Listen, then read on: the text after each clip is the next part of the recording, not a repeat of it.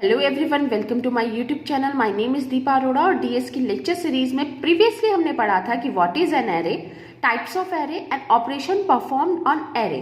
तो आज हम स्टार्ट करने जा रहे हैं एक new type of data structure, that is link list. लेकिन उसे स्टार्ट करने से पहले हमें ये देखना पड़ेगा कि क्या ऐसी लिमिटेशन या फिर डिसएडवांटेज रही थी एरे की, जिस रीजन से हमारे पास में एक new type of data structure मिला जिसने उसकी जो लिमिटेशन है उसको ओवरकम किया। तो that is called link list. तो आई स्टार्ट करते हैं आज का लेक्चर।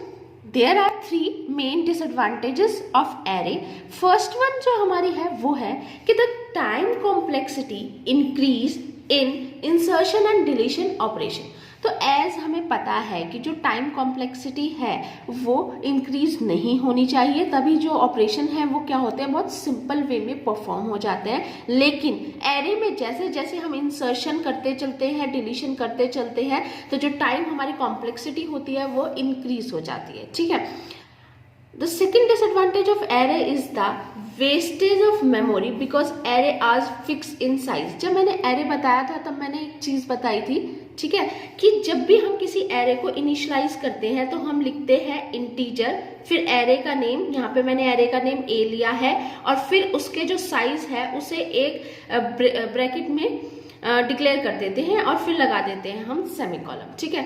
या फिर अगर हमें एट द कंपाइल टाइम पे ही डेटा देना होता है तो हम यहाँ पे वैल्यूज दे देते हैं कॉमा से सेपरेट करके और यहाँ पे लगा देते हैं सेमीकोलन। ठीक है। ये दो तरीके से एरे इनिशियलाइज होता है। ठीक है। इनिशियलाइज होने का मतलब ये होता है कि मेमोरी में एरे के लिए, उस एरे पर्टिकुलर एरे के लिए एक स्पेस ऑक्यूपाई हो जाता है, इसे बोला जाता है इनिशियलाइज करना। तो एक्चुअल में क्या होता है कि बाय चांस मैंने यहाँ पे जो साइज है वो डिक्लेयर कर दिया 100, ठीक है, और जब मैंने इस प्रोग्राम को रन कराया उस टाइम पे मैं वैल्यू दे रही हूँ ओनली 5। ठीक है।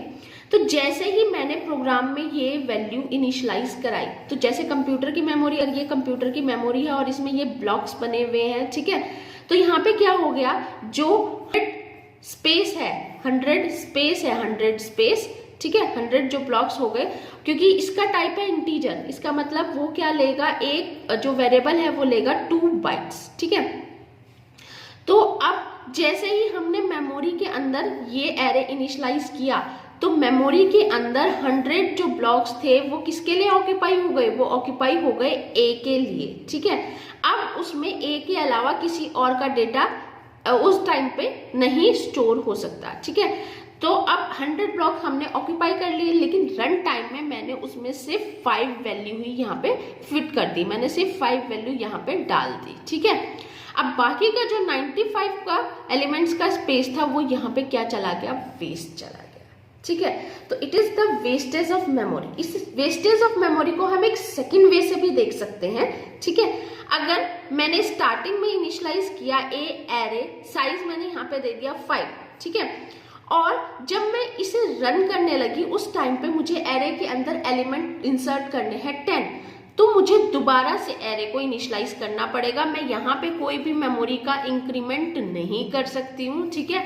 तो it is also the wastage of memory, क्योंकि एक बार पहले मेमोरी ऑक्यूपाई हो चुकी है, फिर अनदर टाइम हम क्या कर रहे हैं, मेमोरी को ऑक्यूपाई करा रहे हैं। ठीक है। तो this is the wastage of memory. और आपको पता है कि हमारे लिए मेमोरी, कंप्यूटर की मेमोरी कितनी प्रीशियस है, हमें उसे वेस्ट नहीं करना है एलिमेंट को स्टोर कराने के लिए। ठीक है। तो ये डिसएडवांटेज आ रही थी, that is a main disadvantage of array. Third one is, जिसकी वजह से हमें एक new type of data structure को इंट्रोड्यूस करना पड़ा, दैट इज कि एरे की एक एडवांटेज भी है और वही उसके लिए डिसएडवांटेज भी है। एरे की एडवांटेज ये भी है कि इसमें जो स्टोर होते हैं वो सब कंटिन्यूस मैनर में स्टोर होते हैं। अगर मुझे 5 एलिमेंट स्टोर कराने हैं एरे के अंदर तो वो 5 एलिमेंट ऐसे स्टोर होते हैं जैसे कि 1 2 3 4 5, यानी कंप्यूटर की मेमोरी के अंदर वो कैसे स्टोर होता है, they are stored in continuous manner. अगर कंटिन्यूस मैनर में हमारे पास मेमोरी में स्पेस है तो ही वो जाके स्टोर होंगे। अब मैं आपको इसका एक बहुत इजी एग्जांपल बताती हूँ जिससे आपको ये समझ में आ जाएगा। सोचिए कि आप एक मूवी हॉल में मूवी देखने के लिए गए हैं 5 लोग। ठीक है। अब आप जब टिकट लेने के लिए काउंटर पे जाते हैं तो उन्होंने बोला है कि 5 टिकट्स अवेलेबल हैं मूवी के लिए, लेकिन वो साथ साथ नहीं है, कंटिन्यूस नहीं है। तो हॉल में 5 सीट्स अवेलेबल है but they are not in the continuous manner.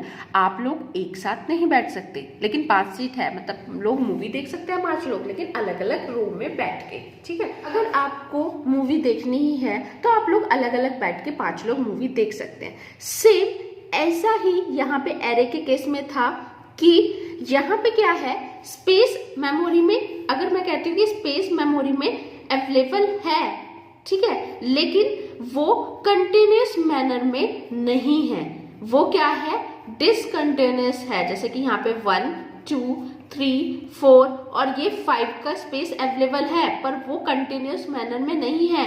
तो एरे क्या शो करेगा, एरे शो करेगा कि कंटिन्यूस मेमोरी नहीं है, तो हम अपना स्टोर नहीं कर सकते कंप्यूटर की मेमोरी के अंदर। मतलब ये है कि मेमोरी हमारे पास अवेलेबल है, 5 स्पेस हमारे पास अवेलेबल है, पर फिर भी हम उसको उन 5 एलिमेंट्स को हमारे मेमोरी के अंदर स्टोर नहीं कर सकते। ठीक है, this is also a disadvantage. So यहाँ पे मैंने वही मेंशन किया है कि if there is enough space present in the memory but not in the continuous form, लेकिन वो कंटिन्यूस फॉर्म में नहीं है, in this case you will not able to initialise your array. तो उस केस में हम अपना एरे इनिशियलाइज नहीं कर सकते। तो this is the main drawback और डिसएडवांटेज ऑफ एरे। अब इन सब डिसएडवांटेजेस और लिमिटेशन, आपको पता है कि जब भी किसी पर्टिकुलर टेक्नोलॉजी की या फिर किसी पर्टिकुलर टेक्निक की कोई भी लिमिटेशन या फिर कोई डिसएडवांटेज होती है, उसे ओवरकम करने के लिए कोई न्यू टाइप ऑफ टेक्नोलॉजी और the new technique will be introduce. तो इसी एरे की